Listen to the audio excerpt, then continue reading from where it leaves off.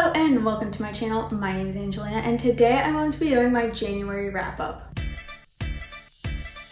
So it is the first wrap-up of the year, and yes, I decided I would go back to doing wrap-ups, at least for now, maybe just see how they go, how I like doing them again. I don't know. But today is my January wrap-up. I did read 13 books last month, and that was for a total of 2,340 pages. I read a lot of like shorter novella type stories, so that is why the page count is a little on the low end, but that's okay. So I will have timestamps linked down below if you want to skip this section. But before I talk about the books, I'm going to go through a couple stats just because I like keeping a little spreadsheet about the books that I read, so I do like doing stats and stuff. So if you don't want to watch that, you can use the timestamps to jump to when I start talking about all these books. But for the stats, we're going to start off by talking about the genres that I read. So I read a couple different genres. I read 1 contemporary, 5 fantasy, and 3 horror, which was kind of nice. I want to read a little more horror this year. 1 nonfiction, which I kind of wish it was more, but I did DNF a nonfiction book this month, although I won't be talking about that DNF in this video because I'll do a whole like DNF wrap-up video once I feel like I have enough books there. I also read 2 romances and a thriller. As for the formats that I read, it was pretty even. I read 4 audiobooks, 3 ebooks, 3 physical books, and then 3 books that were like a hybrid read, so a combination of physical, ebook, or audio. As for the audience, there's nothing really too surprising. I read 7 adult, 1 middle grade, and then 5 YA. And getting into my ratings, I had 1 1.5 star read, 1 2-star, 1 2.5 star, 1 3 star, 1 3.5 star, 7 4 stars, and then 1 5 star. So a pretty big spread. However, I did have a lot of 4 stars and I did have a 5-star read this month, so that was nice. 5 of these authors were new to me, and then 8 were authors that I have previously read from before. And then I did read 1 book off of my 24 book priority TBR thing. I'll have that video linked up above and in the description below if you want to check it out. But I did read 1 of those books, so that is checked off.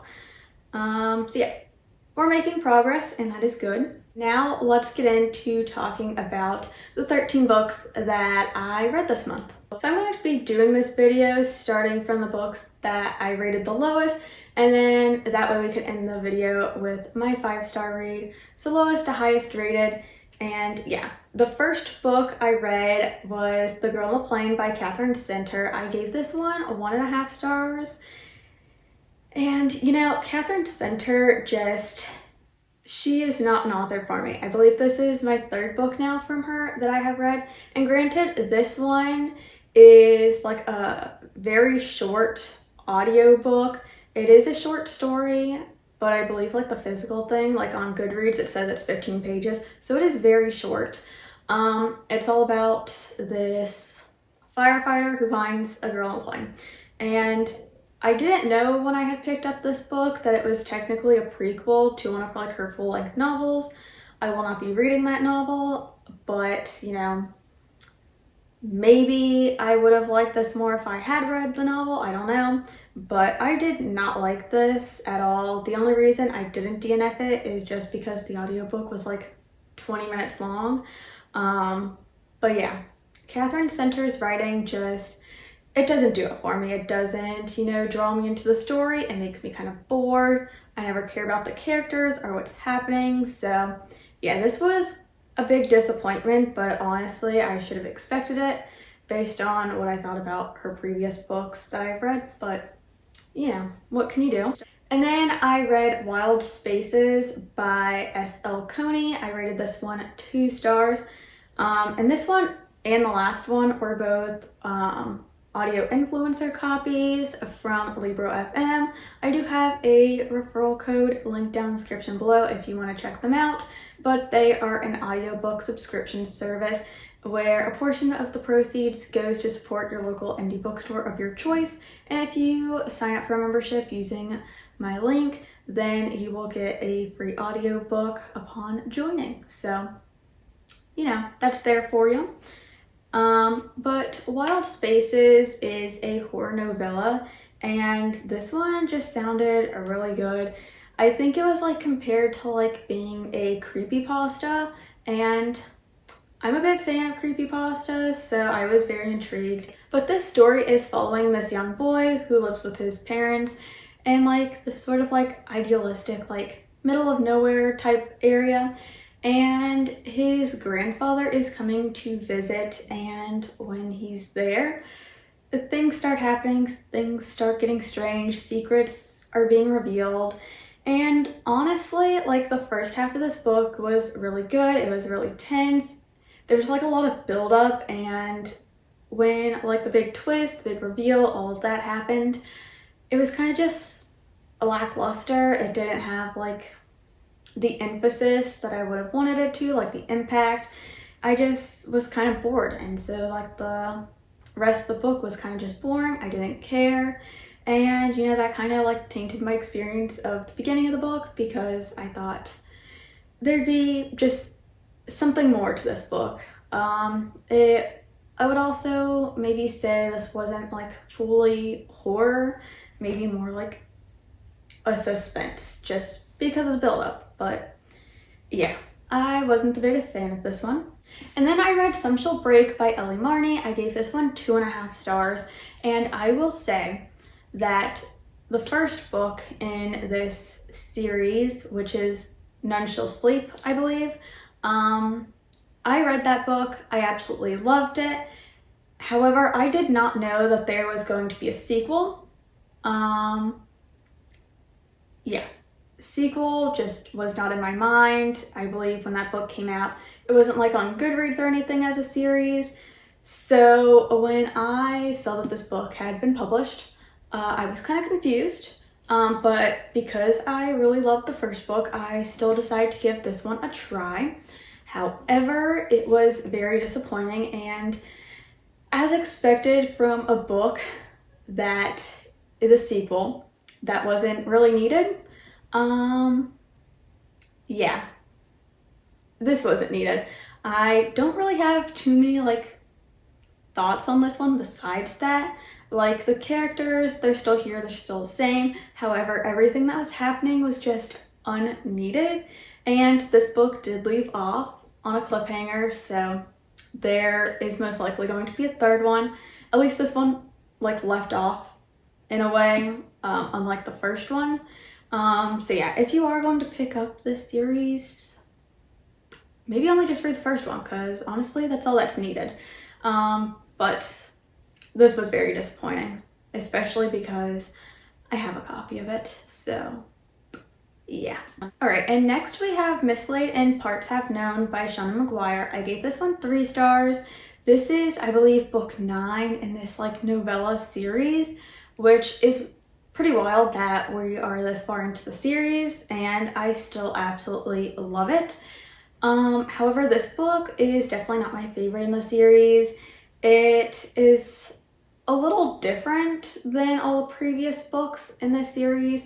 Usually, the books are following one character as they find like a portal and are discovering this new world, or they are ones where they just came back from the portals and are like at the school trying to get back to living on, you know, Earth and this reality, all that. However, this book is following a group of characters who all had their own previous books in the stories, and they all sort of like form up a little group, and they start going through a whole bunch of portals. And I think my disappointment in this one comes from the fact that this one had dinosaurs on the cover. It kind of led us to, you know, like believe that we were going to like a dinosaur world, which they did for a very, very brief amount of time. Honestly, that scene that took place in this dinosaur world, it could have taken place in any like little portal realm, but yeah, I think that was like a main reason why it was disappointing. And other than that, just, I don't know, the whole like setup for this book was just kind of boring. I don't know. I know I've been saying that a lot about these books so far, but like that's the only way I can really describe it. And nothing's really happening besides them jumping into a bunch of different worlds, which is like a premise that like seems like it would be interesting. However, it just wasn't. So obviously I still love these characters, and you know, overall, like being at, you know, the house where we were children and getting to like experience this like universe that they're all living in is fascinating. However, this installment in the series was not my favorite. And then I read Fans Only by Beloved. I gave this one 3.5 stars, and this is a short novella that starts off with like this whole group of characters, and they're all sort of having a conversation about OnlyFans. And you know, some really like OnlyFans and think it's a really good thing, others don't, and it's sort of like just this friend group having a conversation. And at the end of this conversation, two characters who are our main characters have this thought that, you know, they both have like monetary goals that they want to reach. I believe one wants to pursue something in music and the other wants to do something in fashion. So they decide that they would team up and create an OnlyFans account together so that they can get money and reach their goals. And it's obviously a love story between them, and it was really cute. I really enjoyed it. It is, of course, a short, steamy novella. I really like the characters, the setup, all the steamy scenes I thought were really good. It is like a little friends to lovers type trope, and I love their banter and everything. However, the only reason this book didn't get a higher rating from me is just because of the third act, not breakup because they were never together, but like the whole third act conflict, I guess. Just, I didn't like it. I wasn't the biggest fan. It kind of made me upset, but you know, I feel like if it was longer, it could have like had like a really good messiness to the ending, which would have been like really interesting, because I honestly don't mind a little bit of mess in my books.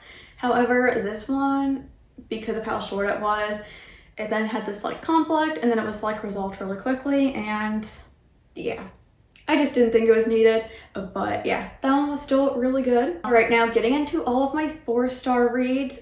The first one is Comfort Me with Apples by Catherine M. Valente, and this is another horror novella, and this one is following our main character. She lives in like this very like perfect neighborhood, you know, like all the houses are the same, they have the white picket fence, perfect families, they're all like, all the neighbors are friends and everything.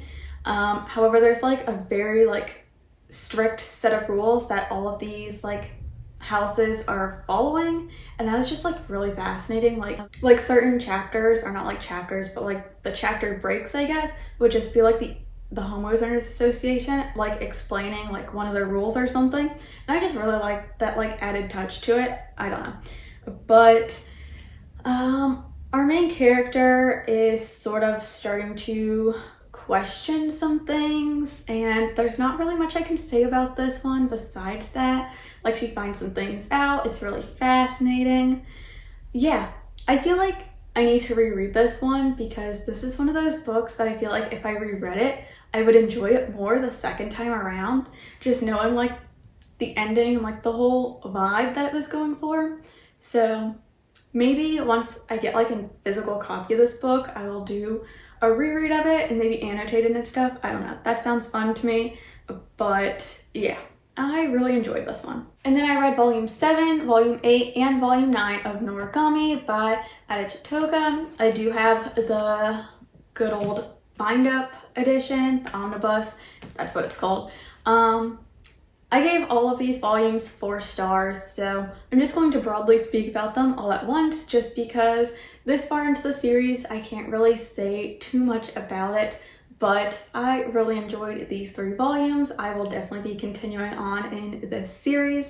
But if you don't know, this series is about our main character who is a stray god. So he is a god, but he doesn't have any followers. So he is doing all that he can to get followers. And he ends up meeting our 2 other characters, and it's sort of like a little found family. It's very fun, very action-packed, but it's also still very wholesome. And I don't know, I just really love this series and I can't wait to continue. All right, and our next book is The Tea Dragon Tapestry. This is the one that was on my priority TBR that I read this month, and I give it 4 stars. I really enjoyed it. This is the 3rd book in like the Tea Dragon Society series by Kate O'Neill. And again, this is like the ending of a series, so there's not much I can say about it to not like spoil everything. But the series is following our 2 main characters, and they sort of get involved in the dying art of tea dragons, and it's for middle grade, like a middle grade audience. And it is a graphic novel, so there's lots of pretty pictures and stuff, and it's just really cute, really wholesome, and I always love like the themes of them. The theme of this one was sort of like, I guess, like finding yourself, finding out your like passion in life and what you want to do and like going for it. So like our one character wants to be a blacksmith, and she like throughout the book is trying to make like a special object because she has a chance at an apprenticeship. And our other character sort of like has this idea of what their life was going to be like, and then it changed, so they are coming to terms with that. And I don't know, this is just like really wholesome, really cute. I don't know, I would really recommend this series if you have not checked it out yet. All right, and next is Camp Damascus by Chuck Tingle. I gave this one 4 stars.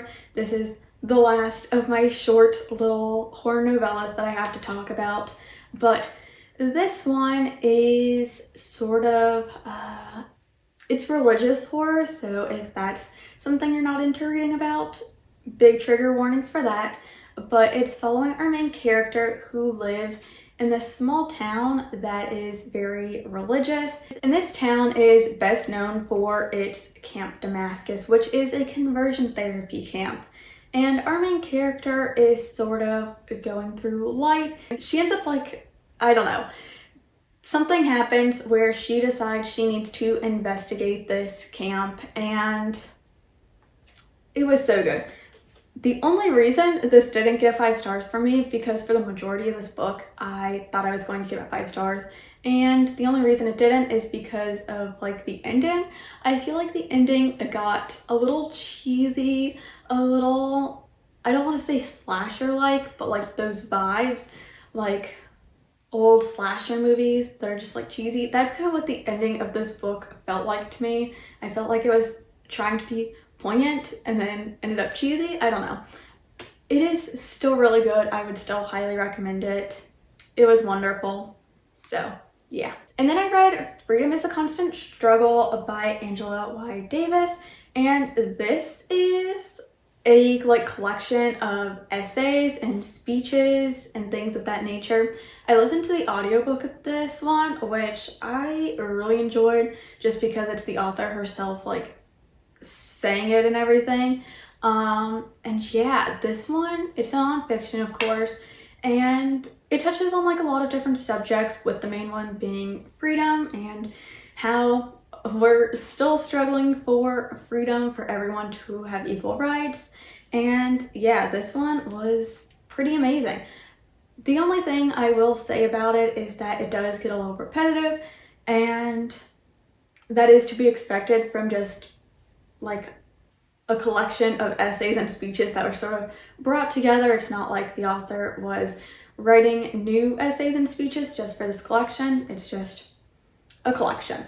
And, you know, I can't fault it for that. It also makes it like where the topics being discussed that are constantly repeated, it does make you think about them more. However, I will say